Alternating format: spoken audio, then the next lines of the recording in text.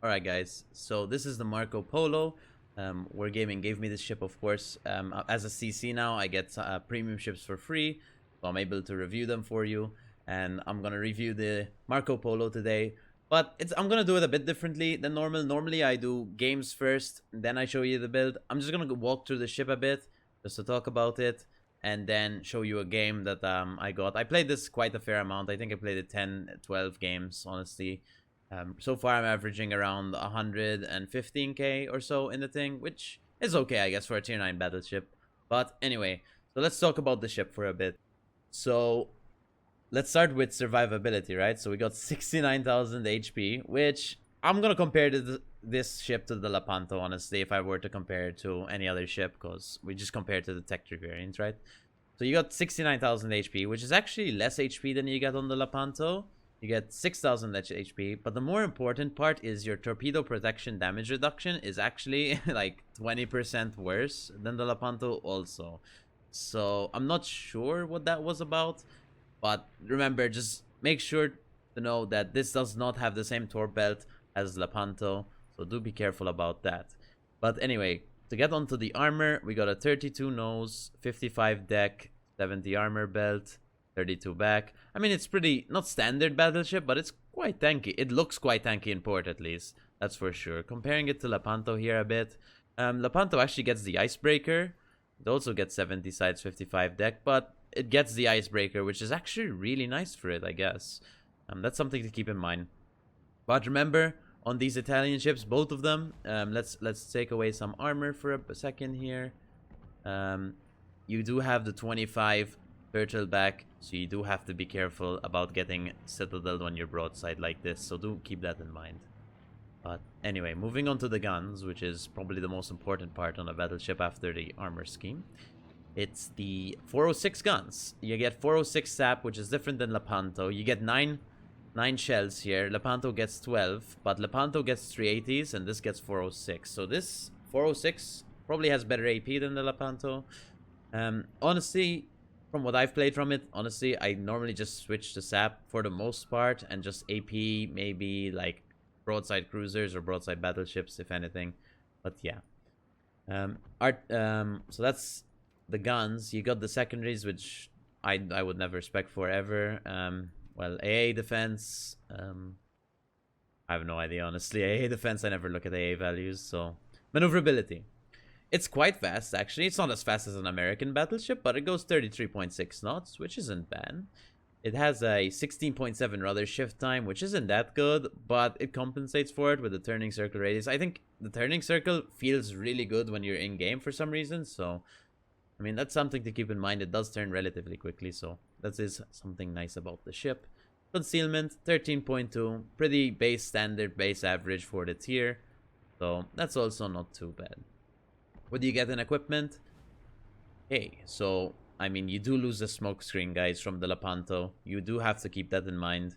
But honestly, I mean, the smoke screen's cool, but I didn't really seem to need it too much. It's something nice to have on the Lepanto, but on the Marco, I guess, it would be nice to have, but I think it would be too much, I guess, for the ship. Anyway, so my build, what I'm running. Main armaments mod 1. Here, I'm running damage control system mod 1. I'm running aiming system mod 1, running prop mod 1, and concealment system mod 1, and then I'm running the reload mod, main battery mod 3. Now, you could possibly run the range mod. I've heard this a lot. You could possibly run the range mod. That's totally a thing you can do. But personally, I'm running the reload mod just for extra DPM, because the reload isn't that good on the ship. With reload mod, it's actually 31.7 seconds. Anyway, here we get to my captain build. I'm running Sansonetti. It's at 20 point right now. It's actually a 19 point, this one. I'm waiting for 21 points. I'm going to put PT probably on. I like that skill, so I'll put it on. But this is what I'm running right now. Tier 1s, I'm running preventative maintenance, a gun feeder. Tier 2s, grease the gears. Tier 3s, adrenaline rush. And then for the tier 4s, I'm running fire prevention expert. I'm running concealment expert, and I'm running Deadeye. Deadeye actually really helps the ship a bunch, so I am running it. And I really like this build so far. I'm not really that good at battleships, to be honest. I'm more of a cruiser player, as most of you know, from my content and from my destroyer gameplay and stuff. But honestly, I'm not doing that bad in this ship. Again, I'm averaging like 115 in this thing, which isn't too bad, I think, for a battleship. But yeah. But yeah, so I'll show you some of the game I had in it. Well, I had a bunch of games, so this is the one I decided to feature. And have fun with that, guys. Alright, guys, so this is the replay part. So here we are in the Marco Polo. This was like the 10th game I think I played in it. I have no idea how many actual games I played in this thing. I did play over 10 though, over both servers, because I played it on my NA and EU account. But yeah, here we are. So I decided to go C-cap. I always go C-cap on this map. In anything, really. Well, if I spawn A, I don't really mind going A, but I very much prefer C-cap, just because the enemy team normally plays more aggressive on the C-cap, and I can actually play more aggressive on the C-cap or anything, so have more fun up here than down there. But apart from that, sorry. I'm shooting this Montana here from long range, 20 kilometers. Get only 2 shell hits, but I did over-aim that. I aimed way too high. The dispersion was actually pretty good on that shot, from what I've seen. But I did over-aim it, so we only get 2 shell hits, but we punish him for 9k with the sap. Now, that's the fun thing about sap. It won't overpen for you, it'll just pen. So we just hit its top superstructure, and we got 2 pens worth of damage in terms of in terms of sap, which is pretty nice. Honestly, I haven't gotten a big game in this ship yet. My highest is 160k, which, honestly, compared to, for example, the Wuxing I reviewed last time, which was way more fun in my opinion, or Alsace. They're different ships, but I still prefer the Alsace over this, just because of the HE. You can set some really good fires with that on-angle targets. But yeah, I mean, in that ship I had a lot of big games. I played more of that ship, of course, so who knows, I could have gotten way more bigger games in this thing, but yeah. Anyway, so I try to shoot this Bagration. I believe he does get punished right before my shells land, so I don't get any damage on that guy. But yeah, I'm still kited here. I'm just, I guess, still figuring out. Nah, here, I guess I noticed there's literally nothing here, so we're gonna start pushing. Remember, you have quite a good amount of armor on this thing, in where you can push into AP threats. Don't push into crossfires, because you will die. As we saw from the armor scheme, the 25 turtleback, you will get punished on your broadside, especially from plunging fire. So just make sure you're relatively angled, and you can mitigate most of the damage at least.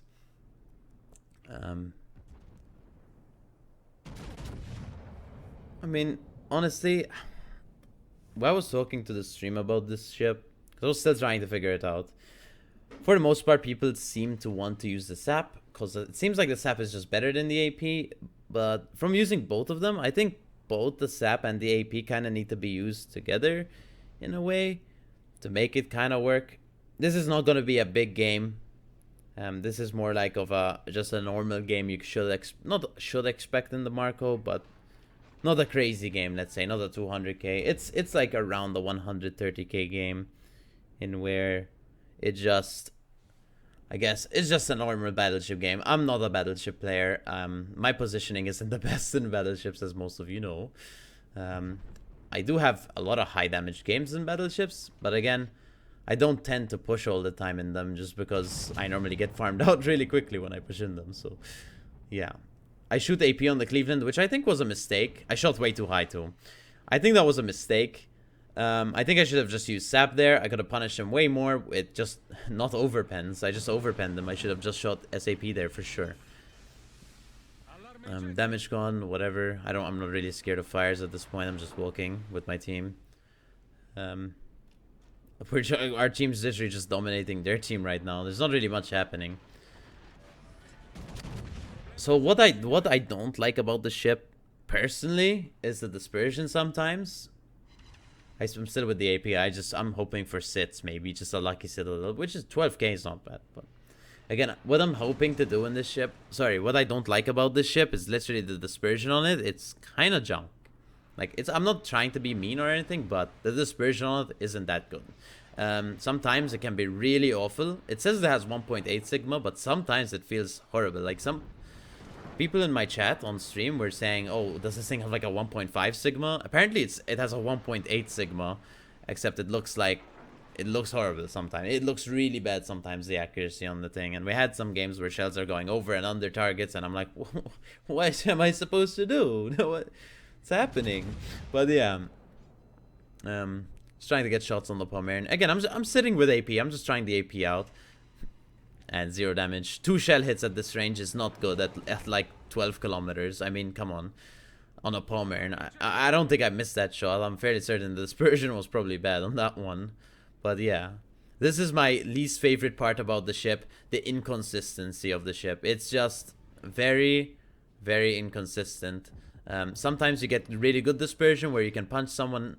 But some of the shots you get like really bad dispersion where you literally can't do anything. This looked like a really good shot.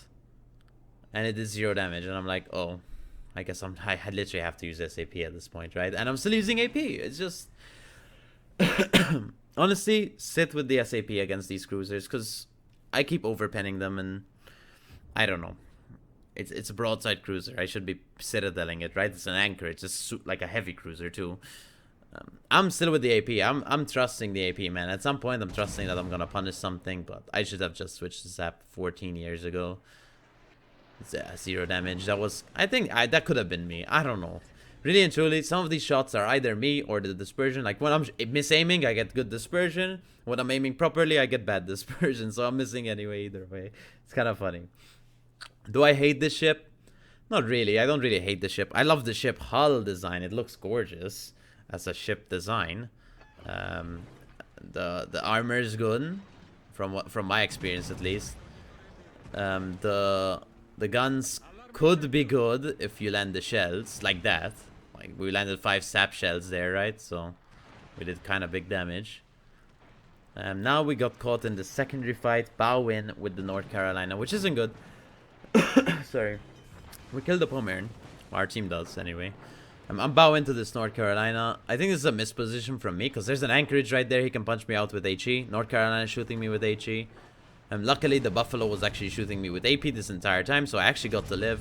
It's really nice. We did punish the North Cal. I honestly think SAP might be the right ammo choice for the most situations in this ship, unless maybe you're brawling a battleship or something, maybe. Otherwise, just use the SAP, it seems. That's what it seems from my personal experience, at least. Again, I think I fairly have an opinion on this thing. I've played this thing... as I said, like 11 times or so, 12 times. Maybe I should have played it a bit more, but I thought 11, 12 times is more than enough, I think, to give a rare review opinion on this thing. Especially since every game I'm kind of doing the same thing and achieving the same results. So, yeah. I think my least favorite part is the dispersion. Honestly, that's the only thing I dislike about this ship, I think. The maneuverability is fine. Personally, that's what I think about it. The armor is good. It doesn't have too much superstructure, unlike a Georgia, for example. It looks nice. I mean, it's an Italian ship. They all look nice. Decent concealment. The gun range is limiting. Yes, it's limiting. But against tier 9 ships, it's not that bad, honestly. As long as you're getting tier 9 games. Tier 9 to tier 7. So, I mean, sometimes you get tier 10 games, of course. And, well, it is what it is. You're gonna fight Thunders, but you fight Thunders any other battleship anyway, so it's something you have to be ready for. Alright, here's the anchorage again, but I really want to finish the North Carolina. I'm asking my team to finish him off, because he's the one really doing most of the damage to me. Those fires are hurting me. So yeah, we try kill him. The sap sometimes does no damage, especially if you're only getting 1 pen on saturated targets. But that's something to aim for, I guess. Remember, I mean, you need to aim for the different parts of the ship. But there, we had to aim for superstructure, or else we're gonna bounce. But yes. So now we get a heal here in 5, which is really good. I'm dark because of the good concealment this thing gets. Not good, but it's base average for the tier, which is nice. We do get a heal here. I'm just sapping the Vladivostok, seeing how much we can get. We got 0 damage. We got 0 damage. 0 damage. Well, that's to be expected, to be fair. He is broadside. We probably hit his belt. We only hit 2 shells, though, on a broadside Vladivostok. Either way, I mean, that's incredible, right? This is the worst part of the ship. Personally, this is what I think is the worst part of the ship, the guns. I mean, the guns can be really good. The guns can be really bad. I switched to AP here because I'm like, oh my god, I give up on the sap on this guy. I'm just gonna shoot AP at his angle target. I don't know. I'm just trying things, you know. I'm still figuring this thing out. So, well, I got 4k, which is more than 0, I guess. But yeah, I start pushing again. My hope here is maybe those cruisers start pushing up, and maybe I can punish their sides, or just kill the Vladivostok somehow. This game is going good so far. I mean, we're gonna win this game. Again, this is probably just a win.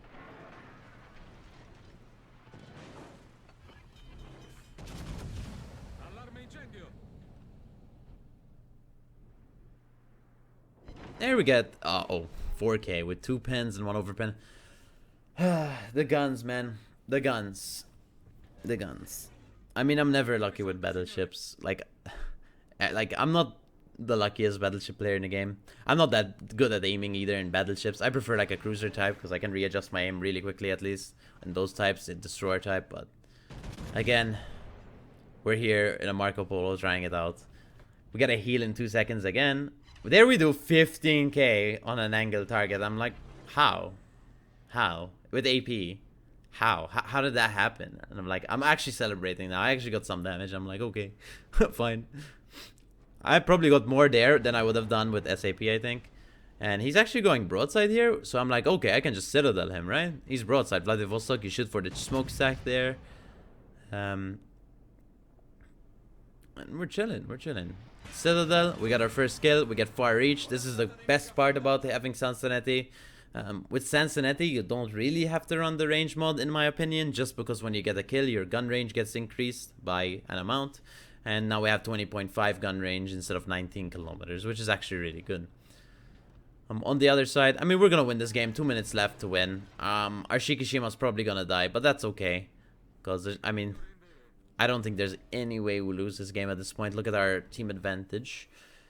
We only have 1 cap, but the enemy team can't contest that cap, so they're going to have to rely on kills. Remember, there's only a minute left in this game. Shikishima trades with the Shima. So there's actually 2 minutes left in the game. 3 minutes almost. So we're just having to just hold, I guess, this general area. Remember, they never get to see, so all we have to do is live. I actually kind of make a mistake here and over push. I just didn't want them to just like, I wanted to bait them to shoot me so we can shoot them back and maybe get some more damage or something, but didn't really happen for a while. Alright, so I wanted to skip like a minute because there was literally nothing happening.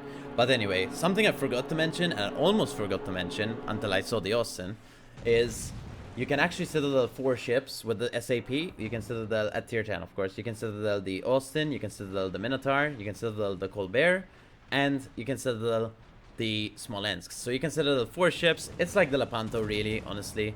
But just wanted to remind you guys about that. Here we do end up taking a torpedo. We have a flood, we can damage con that. There's only 1 minute left. I don't think I die in a minute. Even if the Austin like reload boost, well, if he reload boosts me, maybe, which he's doing right now, but he's playing really safe, so honestly he probably can't get all his DPM off. We do shoot him with SAP, 1 more salvo, and there's more torpedoes to be scared of. I was scared I'm gonna die here, but we end up getting a citadel on the Austin and the game ends, and that's the match. Alright, so I only took 2 pictures of the score screens this time around, but we have the personal score, which is 137,000 damage.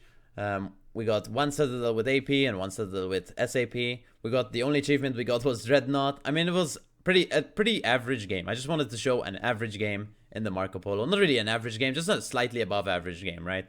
This is not really what you're gonna expect, but for the most part, this is what I've been getting. Just bad dispersion or just missed shots, and this is the type of stuff I've been expecting in this ship. But again, it's tanky. As you saw, we did push into those ships, so that's something you could possibly do. For team score, I got 1.7k base XP, which isn't too much. I think it's fine though. Aryugamo, of course, did really well. He, of course, got the compliment. We got 2 kills. Pretty good. Standard game, I guess. There you go. That's the Marco Polo score screens that I actually saved to show you today. Alright guys, so to end of the video, I just wanted to give you my final opinion on this thing. Do I recommend this ship? You could, look, it's not the best battleship at tier 9. I mean, to buy right now, there's the George, no, there's not even the George, there's the Pommern and the Marco Polo. I actually prefer this one to the Pommern. I don't really like the Pommern personally. I know there's some fun to be had in it, but I prefer the FDG. Honestly, I would have this rather than the Pommern personally. I think that's the only 2 premium battleships they're selling right now. So I guess in that regard, yes, use the coal to get it. I mean, I don't mind playing this ship. I actually have quite some fun playing it. Would I play it? Would I buy it normally? I normally just get any ship either way. I have a lot of coal, so I'll probably buy it anyway, like I did the Pommern, but I don't like the Pommern personally.